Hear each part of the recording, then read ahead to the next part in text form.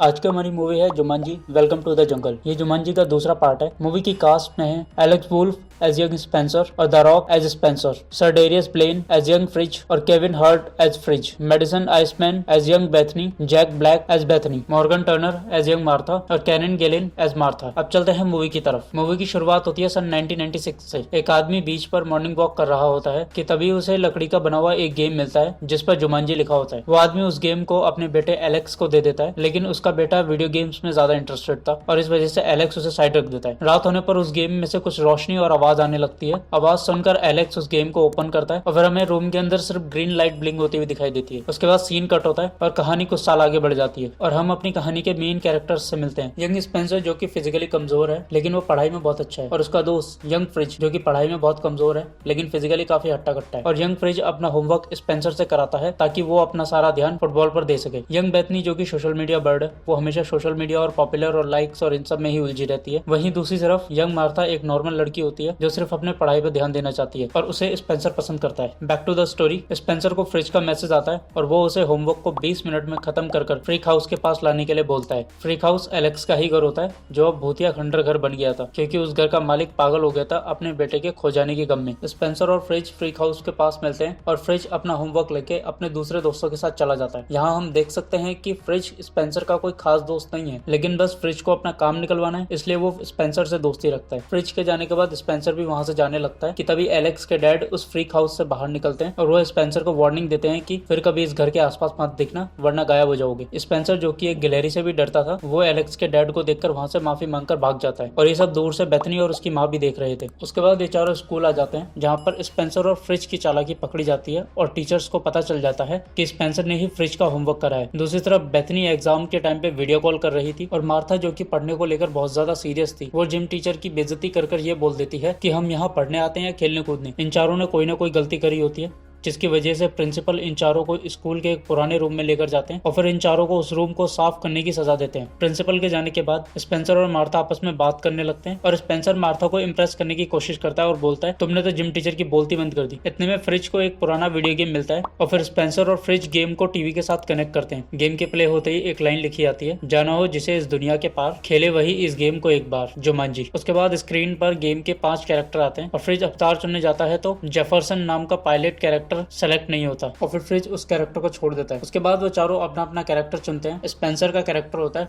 Doctor स्मॉल्डर ब्रेमस्टोन और ये character इस गेम का मेन लीड था। इस कैरेक्टर की खूबी होती है जबरदस्त ताकत और रफ्तार और इसकी कोई भी कमजोरी नहीं होती। फ्रिज का कैरेक्टर होता है फ्रैंकलिन माउस फिंडबार। इस कैरेक्टर की खास एबिलिटी होती है कि वो जियोलॉजी में एक्सपर्ट होता है, यानी जानवरों का एक्सपर्ट, और ये एक वेपन वॉलेट भी होता है। वेपन वॉलेट से मतलब है कि इस कैरेक्टर के कमर पर एक बैग टंगा होता है जिसमें काफी सारे वेपन्स होते हैं और इसकी कमजोरी होती है केक, स्पीड और स्ट्रेंथ। बेथनी का कैरेक्टर होता है प्रोफेसर शैली ओब्रॉन। इस कैरेक्टर की खूबी होती है कि ये कैरेक्टोग्राफर यानी कि मैप एक्सपर्ट और आर्कियोलॉजी और पैलेंटोलॉजी में एक्सपर्ट होती है और इसकी वीकनेस होती है एंड्योरेंस। मार्था का कैरेक्टर होता है रूबी राउंडहाउस और इस कैरेक्टर की खूबी होती है कि ये किलर मशीन होती है क्योंकि इसकी एबिलिटी में कराटे, टाइची, आइकिडो और डांस फाइटिंग होती है। इसकी कमजोरी जहर होता है। अपना अपना कैरेक्टर चुनने के बाद जब ये गेम को प्ले करते हैं तो ये सब एक एक कर धूल के कड़ों में बिखर जाते हैं और गेम के अंदर खिंचे चले जाते हैं और इन सब के गेम के अंदर जाने के बाद गेम बंद पड़ जाता है और अब ये लोग अपने अपने कैरेक्टर में आ जाते हैं। पहले सब डर जाते हैं और आपस में किसी को नहीं पहचानते, लेकिन थोड़ी देर में ही ये एक दूसरे को पहचान लेते हैं और अब इन्हें समझ आ गया था कि ये गेम के अंदर है। इन सबके हाथों पर 3 लाइन भी बनी होती हैं जो इनकी लाइफ थी, मतलब कि ये लोग जितनी बार मरेंगे उतनी लाइन इनके हाथों से कम होती जाएंगी और अगर ये तीसरी बार मारे गए तो ये हकीकत में भी मर जाएंगे, यानी कि ये अपनी असली दुनिया में तो जा ही नहीं पाएंगे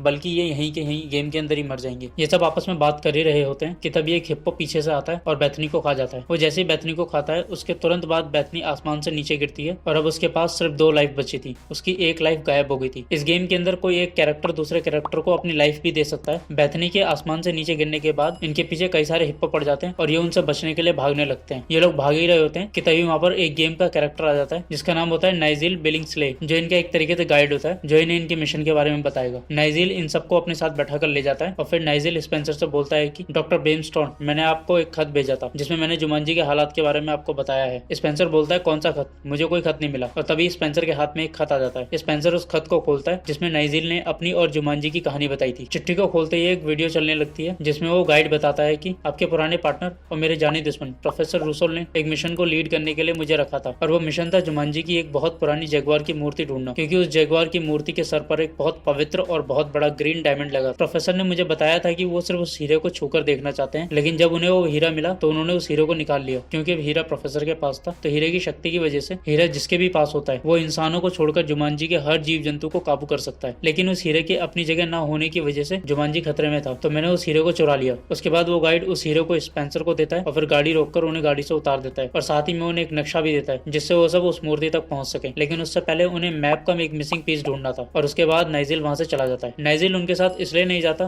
क्योंकि वो एक नॉन प्लेयर कैरेक्टर था। नॉन प्लेयर कैरेक्टर वो होते हैं जो गेम को पूरा करने में प्लेयर्स की हेल्प करते हैं, लेकिन वो एक बस सॉफ्टवेयर होते हैं, इसलिए वो उतना ही करते हैं और उतना ही बोलते हैं जितना उनके अंदर फीड किया गया होता है। नाइजिल के जाने के बाद स्पेंसर ने वो हीरा फ्रिज के बैग में रख दिया था और उसके बाद वो मैप को देखने लगता है, लेकिन मैप में उसे कुछ नहीं दिखाई देता क्योंकि मैप सिर्फ बेथनी पढ़ सकती थी, क्योंकि बेथनी का कैरेक्टर था प्रोफेसर शैली ओब्रॉन जो कि एक मैप का एक्सपर्ट था। बेथनी मैप को देखती है और मैप में कुछ वर्ड दिखाई देने लगते हैं जो पहले नहीं दिखाई दे रहे थे और मैप भी बदलने लगा था। असल में मैप लेवल के हिसाब से अपने आप को बदलने लगता है और इन चारों को पता चलता है कि जहाँ पर हिप्पो ने बेथनी को खाया था वो पहला लेवल था जिसका नाम था फ्रॉम द डीप, और अभी ये जहाँ खड़े हैं वो दूसरा लेवल है जिसका नाम है द माइटी रॉर। और तभी नगाड़े बजने की आवाज आने लगती है। असल में जब भी कोई लेवल शुरू होता है या कोई खतरा आने वाला होता है तो इन नगाड़ों की आवाज इन्हें सुनाई देने लग जाती है। बेथनी मैप को देखकर बोलती है कि हम नेक्स्ट लेवल पर ही खड़े हैं और फिर तभी कहीं से एक रॉकेट लॉन्चर से लॉन्च किया गया बॉम्ब आता है और उनके बीच से निकल जाता है। उसके बाद हर तरफ से बाइक पर बैठे लोग उनकी तरफ आने लगते हैं जिनके चेहरे भी ढके हुए थे और वो लोग उन पर हमला करने लगते हैं और ये लोग प्रोफेसर रूसोल के लोग होते हैं और उनके हमला करते ही ये चारों लोग भी वहां से भागने लगते हैं और फिर उनसे बचने के लिए वो पहाड़ी से नीचे पानी में कूद जाते हैं। पानी से बाहर आने पर सबको पता चलता है कि मार्था को गोली लगी है और तभी मार्था अचानक से गायब हो जाती है और अब बेथनी और मार्था के पास सिर्फ दो लाइफ बची थी। मार्था के वापस आने के बाद वो लोग मैप के मिसिंग पीस को ढूंढने के लिए मैप में दिखाई दे रहे गांव की तरफ निकल पड़ते हैं। दूसरी तरफ जब प्रोफेसर को पता चलता है कि वो चारों लोग बचकर निकल गए हैं तो वो अपने सभी आदमियों को और जंगल के सभी जानवरों को उनको ढूंढने के काम पे लगा देता है। वो चारों उस गाँव की तरफ बढ़ ही रहे थे,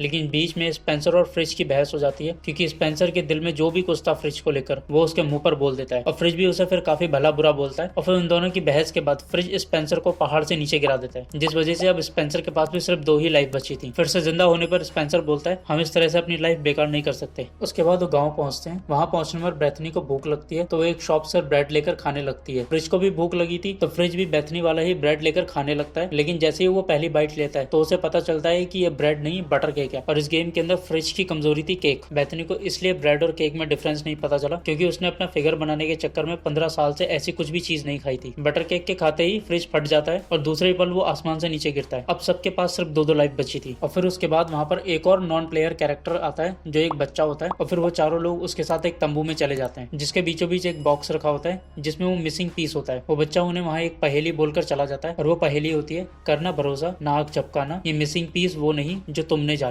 बच्चे के जाने के बाद स्पेंसर बॉक्स खोलता है तो उसमें सांप होता है। उसके बाद वो पहेली को याद करते हैं और बेथनी सांप की आंखों में आंख मिलाने के लिए उसके सामने बैठ जाती है, लेकिन सांप हमला कर देता है और इससे पहले कि सांप किसी को काट पाता स्पेंसर सांप को पकड़ लेता है, जिसके बाद फ्रिज आसानी से सांप के सारे दांत तोड़ देता है क्योंकि वो जियोलॉजी का एक्सपर्ट था। सांप के दांत तोड़ने के बाद वो सांप को जाने देते हैं। सांप के जाने के बाद वो देखते हैं कि बॉक्स के अंदर एक पेपर है जिसके अंदर एक गणेश जी के शेप के एक हाथी की मूर्ति है और उस पेपर पर लिखा है जब मुझे देखोगे तो चढ़ाई शुरू कर देना। वो लोग फिर वहां से वैसे ही हाथी की मूर्ति ढूंढने के लिए निकल जाते हैं, लेकिन तभी वहां प्रोफेसर रूसोल और उसके लोग आ जाते हैं। प्रोफेसर रूसोल और उसके लोग उन चारों को पकड़ते उससे पहले ही कोई बीच में स्मोक बॉम्ब फेंकता है और उन चारों को वहां से बचाकर ले जाता है और उसके बाद वो एक अंडरग्राउंड टनल से निकलते हैं और अंडरग्राउंड टनल से निकलने के बाद वो एक घर पे पहुंचते हैं और एक घर उसी आदमी का होता है जिसने उन्हें बचाया था और वो आदमी अपना नाम बताता है मेरा नाम एलेक्स है, यानी कि ये वही लड़का है जो 1996 के अंदर गेम के अंदर फंस गया था, लेकिन उसके हिसाब से यहाँ पर सिर्फ कुछ महीने ही बीते थे और फिर उन्हें ये भी पता चलता है कि एलेक्स ही उनका मिसिंग पीस है, न कि कोई हाथी। एलेक्स के घर पे एलेक्स बताता है कि अगला लेवल ट्रांसपोर्टेशन शेड है। उसके बाद वो लोग वहाँ पहुंचते हैं तो वो देखते हैं कि ट्रांसपोर्टेशन शेड की रखवाली करने के लिए 2 लोग वहाँ हमेशा रहते हैं जिनकी नजरों से बचने के लिए मार्था को उनके पास भेजा जाता है ताकि मार्था अपनी खूबसूरती से उन्हें उलझा सके और बाकी लोग मौका देखकर शेड के अंदर से कोई भी एक ऐसा व्हीकल निकाल लें जिसमें बैठकर वो आगे बढ़ सके। मार्था जब उन रखवाली करने वाले लोगों के पास पहुंचती है तब बातों बातों में स्पेंसर, फ्रिज और बेथनी को पता चलता है कि ये एलेक्स वही एलेक्स है जो आज से 20 साल पहले गायब हो गया था, यानी कि एलेक्स फ्रीक हाउस के ओनर का बेटा था। जब ये बात एलेक्स को पता चलती है कि वो यहाँ कुछ महीनों से नहीं बल्कि 20 सालों से फंसा हुआ है, तो वो बुरी तरीके से टूट जाता है। लेकिन स्पेंसर उसे समझाता है और बोलता है कि हम सब अपने अपने घर जाएंगे। और फिर वो लोग मौका देखकर उस शेड के अंदर चले जाते हैं। वहाँ कई सारी बाइक होती है, बस होती है, हेलीकॉप्टर होता है और वो डिसाइड कर ही रहे होते हैं कि किस व्हीकल को लेकर जाएं कि थोड़ी देर में वहाँ पर मार्था भी आ जाती है, जिसने अपनी डांस फाइटिंग से उन दोनों लोगों को मार गिराया था। सब लोग हेलीकॉप्टर ले जाने के लिए बोल रहे थे, लेकिन एलेक्स डरा हुआ था क्योंकि उसके पास सिर्फ एक ही लाइफ बची थी, इसलिए वो हेलीकॉप्टर उड़ाना नहीं चाहता था। लेकिन फिर बेथनी और मार्था भरोसा दिलाती हैं कि वो कर सकता है और फिर एलेक्स हेलीकॉप्टर को उड़ाने के लिए तैयार हो जाता है। एलेक्स हेलीकॉप्टर को स्टार्ट करता है और उसे उड़ाना शुरू करता है, लेकिन तभी वहाँ पर प्रोफेसर रूसोल के आदमी आ जाते हैं जो उस हेलीकॉप्टर पे हमला कर देते हैं, जिसकी वजह से हेलीकॉप्टर्स के विंग का एक पार्ट अलग हो जाता है और अब वो लोग आगे पीछे तो जा सकते थे हेलीकॉप्टर से,